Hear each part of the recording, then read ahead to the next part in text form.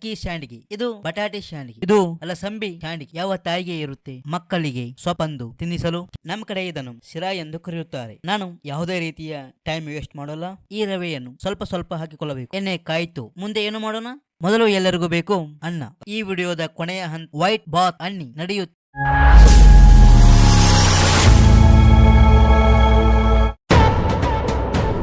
Hi friends, bachelor cooking ಚಾನೆಲ್ಗೆ ಸ್ವಾಗತ. ನಾನು ಮಹೇಶ್. ಇದು ನಮ್ಮ ಎರಡನೇ ವಿಡಿಯೋ. ಇಂದು ನಾನು ಕೇಸರಿ ಬಾತ್, ನಮ್ಮ ಕಡೆ ಇದನ್ನು ಶಿರಾ ಎಂದು ಕರೆಯುತ್ತಾರೆ, ಹೇಗೆ ಮಾಡುವುದು ಅಂತ ನೋಡೋಣ. ನಾನು ಯಾವುದೇ ರೀತಿಯ ಟೈಮ್ ವೇಸ್ಟ್ ಮಾಡೋಲ್ಲ, ಡೈರೆಕ್ಟ್ ಆಗಿ ರೆಸಿಪಿ ಮಾಡೋಣ ಬನ್ನಿ. ಮೊದಲು ಗ್ಯಾಸ್ ಹಚ್ಚಿ, ನಂತರ ಒಂದು ಪಾತ್ರೆ ಇಡಿ, ನಂತರ ನೀರು ಹಾಕಿ, ಇದಕ್ಕೆ 5-6 ಲವಂಗ ಹಾಕಿ, ನಂತರ 1 ಕಪ್ ಸಕ್ಕರೆ ಹಾಕಿ, ನಂತರ ಗ್ಯಾಸ್ ಅನ್ನು ಜೋರಿಡಿ.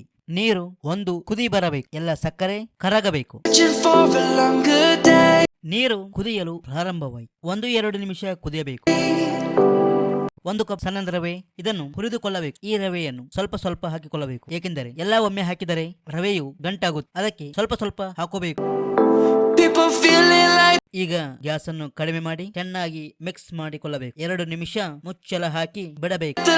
ಮತ್ತೆ ಈಗ ಯಾಕೆ ಪಾತ್ರೆಯೊಳಗೆ ಆಯಿಲ್ ಹಾಕಿಕೊಳ್ಳುತ್ತಿದ್ದೇನೆಂದರೆ ಎಂದು ಯೋಚನೆ ಮಾಡುತ್ತಿದ್ದೀರಾ? ಸ್ವೀಟ್ ಮಾಡಿದ್ದೇವೆ ಅಂದ ಮೇಲೆ ಶಾಂಡಿಗೆ ಇಲ್ಲದಿದ್ದರೆ ಹೇಗೆ? ಎಣ್ಣೆಯನ್ನು ಶಾಂಡಿಗೆ ಮುಳುಗುವಷ್ಟು ಹಾಕಿದರೆ ಸಾಕು. ನಂತರ ಶಾಂಡಿಗೆ ಬೇಕಲ್ಲವೇ? ಮೊದಲನೆಯದು ಅಕ್ಕಿ ಶಾಂಡಿಗೆ, ಇದು ಬಟಾಟೆ ಶಾಂಡಿಗೆ, ಇದು ಅಲಸಂಬಿ ಶಾಂಡಿಗೆ. ಎಣ್ಣೆ ಕಾಯ್ತು. ಮುಂದೆ ಏನು ಮಾಡೋಣ? ಇಲ್ಲ ನಾನೇ ಹೇಳಬೇಕಲ್ಲವೇ? ಮೊದಲು ಯಾವ ಶಾಂಡಿಗೆ ಕರಿಯೋಣ? ಮೊದಲು ಎಲ್ಲರಿಗೂ ಬೇಕು ಅನ್ನ. ಅದಕ್ಕೆ ನಾವು ಅಕ್ಕಿ ಶಾಂಡಿಗೆಯನ್ನು ಕರಿಯೋಣ. ಚೆನ್ನಾಗಿ ಫ್ರೈ ಮಾಡಿ ತೆಗೆಯಿರಿ.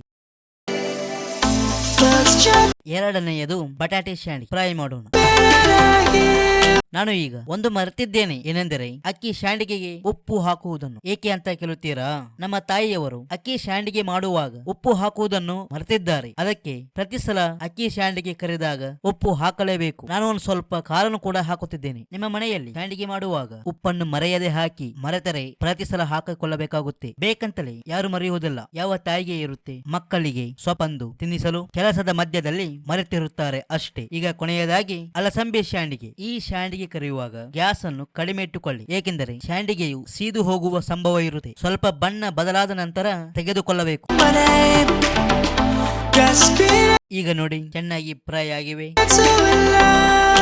ಈಗ ಈ ವಿಡಿಯೋದ ಕೊನೆಯ ಹಂತ ಸರ್ವ್ ಮಾಡುವುದು. ಕೇಸರಿ ಬಾತ್ ಚೆನ್ನಾಗಿ ಆಗಿದೆ. ಕೇಸರಿ ಏಕೆ ಹಾಕಿಲ್ಲ ಅಂದರೆ ಕಲರ್ ಹಾಕಬಾರದು, ಇದು ಆರೋಗ್ಯಕ್ಕೆ ಒಳ್ಳೆಯದಲ್ಲ. ಬಿಳಿಯದಾಗಿ ಇರಲಿ ಬಿಡಿ, ವೈಟ್ ಬಾತ್ ಅನ್ನಿ ನಡೆಯುತ್ತೆ ಅಲ್ಲವೇ? ಅಲಸಂಬಿ ಶಾಂಡಿಗೆ,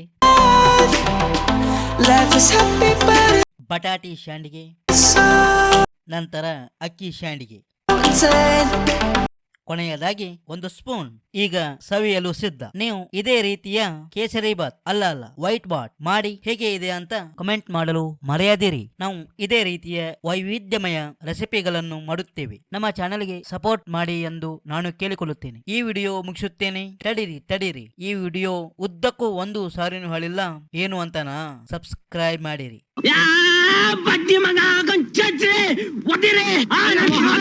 ಜೈ ಕರ್ನಾಟಕ ಮಾತೆ.